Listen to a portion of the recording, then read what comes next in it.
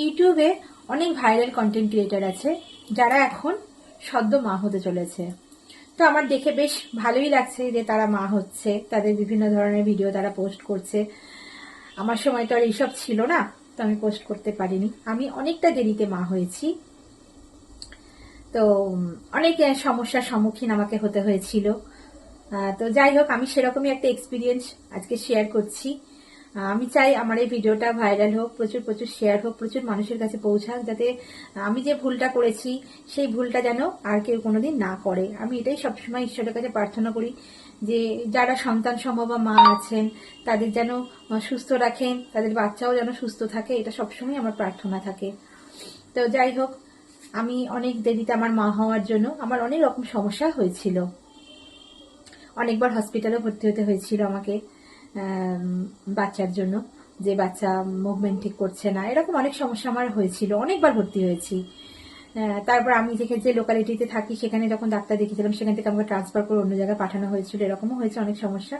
যাই হোক, তারপর যখন বাচ্চাটা আমার হয় তখন বাচ্চা কিন্তু সুস্থ সবলই হয়েছিল, একদমই সুস্থ। নভেম্বর মাসের 27 তারিখে আমার মেয়ের জন্ম হয়।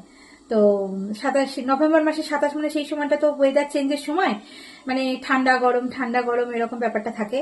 তো বাচ্চা একদমই সুস্থ সবল, কোনো সমস্যা ছিল না, আমার মধ্যেও কোনো সমস্যা ছিল না, একদম সুস্থভাবে বাচ্চাটা হয়েছিল। তারপর কি করেছিলাম, যে বাচ্চাটাকে যখন আমার ডিসচার্জ হয় হসপিটাল থেকে, তখন আমি বাচ্চাটা হসপিটাল থেকে বলে দিয়েছিল যে বাচ্চা ওকে আছে, সবকিছু ঠিক আছে, কিন্তু আমাদের যেন মনে হয়েছিল যে বাচ্চাটার একটু হালকা সর্দি সর্দি ভাব আছে, এরকম আমাদের একটা মনে হচ্ছিল, যেহেতু অনেকদিন পরে বাচ্চাটা হয়েছিল তো সেই জন্য তো মনে হয়েছিল। তো আমি কি করেছিলাম, আমি আর আমার হাজবেন্ড তখন কি করেছিলাম, যে হসপিটাল থেকে সোজা বাচ্চাটাকে বাড়িতে না নিয়ে গিয়ে আমরা একটা প্রাইভেট ডক্টরের কাছে দেখিয়েছিলাম, সেখান থেকে একটা চেক আপ করিয়ে নিয়ে এসেছিলাম, নিয়ে তারপরে বাচ্চাটাকে নিয়ে বাড়ি গিয়েছিলাম। ওটাই হয়তো জীবনের সব থেকে চরম ভুল করেছিলাম, যে যখন ডিসচার্জ দিয়েছিল, যখন ওখানে বলেছিল বাচ্চাটা সুস্থ আছে ভালো আছে, তারপরেও আমরা তাকে বাড়িতে না নিয়ে গিয়ে হসপিটাল থেকে আমরা সোজা ডাক্তারের কাছে নিয়ে গিয়েছিলাম। এটা আমাদের জীবনের চরম ভুল। যাই হোক, সেই কারণে হোক বা কি কারণে আমার কপাল জানি না, আমার বাচ্চাটা তারপরে বছর 3 ভালো ছিল, কিন্তু জন্মের পর থেকেই সে কিছু 1-1.5 মাস পর থেকেই আর কি সে অসুস্থ, মানে নানান ধরনের সমস্যা হতো, নাক দিয়ে বমি করতো, কান দিয়ে বমি করতো, সবচেয়ে বড় কথা কান দিয়ে বমি হতো ওর। তারপর ডাক্তারকে যখন বলি তখন ডাক্তার বললো যে হ্যাঁ, এরকম অনেক সময় বমির বেগটা যখন বেশি থাকে তখন কান দিয়েও বেরিয়ে যায়। যাই হোক, এরকম নানান ধরনের অনেক সমস্যার সম্মুখীন বাচ্চাকে নিয়ে হতে হয়েছে ছোটবেলাটা তার, কিন্তু সেই সময় ছোট ছিল তো যাই হোক হয়ে গিয়েছিল। তারপরে যখন বাচ্চা 3 বছর 4 বছর হয়ে গেল, তখন বাচ্চা সুস্থ ভালো বাচ্চা। তখন আমার মেয়ে ক্লাস 7-এ পড়ে, তখন থেকে মানে, কিন্তু সমস্যা ছিল কিছু না কিছু, আজ এটা হচ্ছে কাল ওটা হচ্ছে, মানে কখনোই সুস্থ ছিল না, মানে বড় বিশাল কিছু ছিল না, কিন্তু সবসময় ডাক্তার ঘর আমাকে করতে হয়েছে।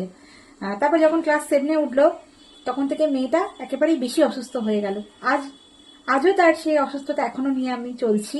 হ্যাঁ, বাচ্চা সুস্থ, সে পড়াশোনায় অনেক ভালো, মানে ফিজিক্স অনার্স করেছে, যথেষ্ট ভালো সাবজেক্ট, এখন সে এমএসসির জন্য প্রিপারেশন নিচ্ছে, কিন্তু সে অসুস্থ।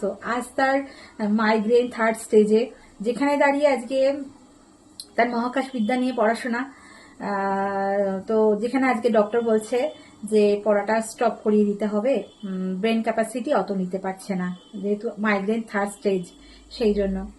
তো সেই জন্য বলবো সব যারা নতুন মা হচ্ছ তাদেরকে এটাই বলবো যে হসপিটাল থেকে কখনো ডাক্তারখানায় যেও না, হসপিটাল থেকে বাড়ি যেও, তোমরা সন্তান নিয়ে বাড়ি যেও, ডাক্তারখানায় কখনো যেও না।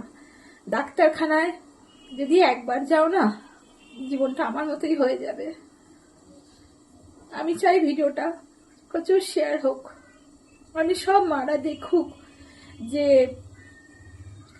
মানে হসপিটাল থেকে যেন কোনো মাকে ডাক্তারের কাছে না যেতে হয়, যেন তাকে সোজা বাচ্চাকে নিয়ে বাড়ি যেতে হয়। এটাই সবসময় তোমরা চেষ্টা করো যে হসপিটাল থেকে বাড়িতেই যাব, ডাক্তারের কাছে যাব না। ভালো থাকুক সব বাচ্চার মায়েরা, ভালো থাকুক বাচ্চারা। বাচ্চা সুস্থ থাকলে না মা বাবার জীবনে সব থেকে আনন্দ, আর বাচ্চা অসুস্থ থাকলে তার যে কি কষ্ট সেই মা বাবারাই বোঝে।